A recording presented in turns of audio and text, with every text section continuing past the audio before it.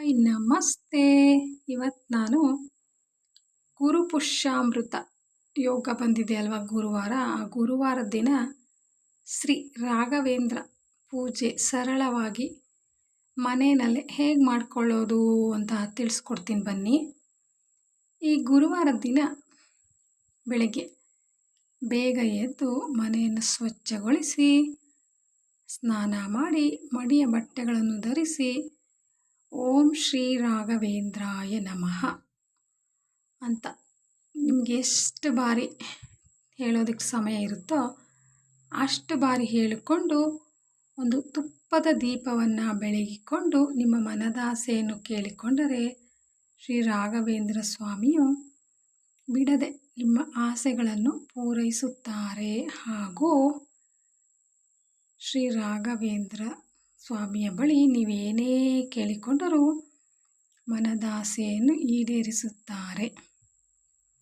ಮತ್ತು ಈ ರೀತಿ ಪ್ರತಿ ಗುರುವಾರ ಮಾಡಿಕೊಳ್ಳಿ ಅಥವಾ ಪ್ರತಿದಿನ ಹೀಗೆ ರಾಘವೇಂದ್ರ ಸ್ವಾಮಿಯ ಒಂದು ಆರಾಧನೆ ಮಾಡಿಕೊಳ್ಳಿ.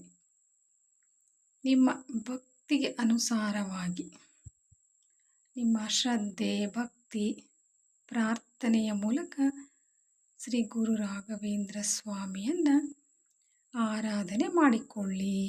ಓಕೆನಾ? ಮತ್ತು ಪ್ರತಿ ಗುರುವಾರ ಈ ಅಧಿಕ ಮಾಸ ಬಂದಿರುವುದರಿಂದ ನಿಮ್ಮ ಊರುಗಳಲ್ಲಿ ಹತ್ತಿರದಲ್ಲಿರುವ ಯಾವುದೇ ಗುರು ರಾಘವೇಂದ್ರ ಸ್ವಾಮಿ ಆಗಿರ್ಬೋದು, ಆಮೇಲೆ ಸಾಯಿಬಾಬಾ ಆಗಿರಬಹುದು, ಅಥವಾ ಸಿದ್ಧಲಿಂಗ ಸ್ವಾಮಿ ಮತ್ತು ಯಾವುದೇ ಮಠಗಳಿದ್ದರೆ ಆ ಮಠಕ್ಕೆ ಪ್ರತಿ ಗುರುವಾರ ಹೋಗಿ ಬನ್ನಿ. ಹೋಗಿ 5 ನಿಮಿಷ ಕುಳಿತುಕೊಂಡು ಗುರುಗಳ ಧ್ಯಾನವನ್ನು ಮಾಡಿಕೊಂಡು ಬರುವುದರಿಂದ ಮನಸ್ಸಿಗೆ ಶಾಂತಿ ನೆಮ್ಮದಿ ದೊರೆಯುತ್ತದೆ. ಈ ಅಧಿಕ ಮಾಸದಲ್ಲಿ ಗುರುಗಳ ಆರಾಧನೆ ಗುರು ಸೇವೆ ಗುರು ಪೂಜೆ ಮಾಡುವುದರಿಂದ ನಾನು ಮೊದಲೇ ವಿಡಿಯೋದಲ್ಲಿ ಹೇಳಿದ್ದೆ ಅಲ್ವಾ, ಆ ಥರ ದುಪ್ಪಟ್ಟು ಫಲದ ಪ್ರಯೋಜನವಿದೆ. ಆದ್ದರಿಂದ ನೀವು ಯಾವುದೇ ವ್ರತ ನೇಮಾಚರಣೆ ಮಾಡದೇ ಇದ್ದರೂ ಪರವಾಗಿಲ್ಲ, ಗುರುವಾರದಂದು ಗುರುಗಳ ಮಠಕ್ಕೆ ಭೇಟಿ ನೀಡಿ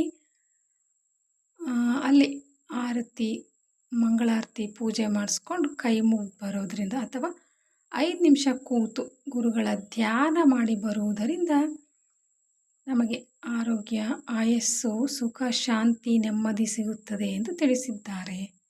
ಹೀಗೆ ಪ್ರತಿ ಗುರುವಾರ ಮಾಡಿಕೊಳ್ಳಿ. ಓಕೆನಾ? ಈ ತುಪ್ಪದ ದೀಪ ಅಂತೂ 3 ದಿನ 7 ದಿನ 9 ದಿನ ಅಥವಾ 3 ವಾರ 5 ವಾರ 9 ಗುರುವಾರಗಳ ಆದರೂ ನೀವು ಗುರುಗಳ ಸೇವೆ ಧ್ಯಾನ ಪೂಜೆಗಳನ್ನು ಮಾಡಿಕೊಳ್ಳಿ. ನಿಮ್ಮ ಇಷ್ಟ ಗುರುಗಳ ಸೇವೆ ಆರಾಧನೆ ಮಾಡಿಕೊಳ್ಳಿ. ಓಕೆನಾ? ಈ ಗುರು ರಾಘವೇಂದ್ರ ಸ್ವಾಮಿಯ ಮತ್ತು ಯಾವುದೇ ಗುರುಗಳ ಆ ಸರಳವಾದ ಪೂಜಾ ವಿಧಾನ ನಿಮಗೆ ಇಷ್ಟ ಆಗಿದ್ದರೆ ಲೈಕ್ ಮಾಡಿ, ಶೇರ್ ಮಾಡಿ, ಸಬ್ಸ್ಕ್ರೈಬ್ ಮಾಡಿ. ಓಕೆನಾ? ಬಾಯ್.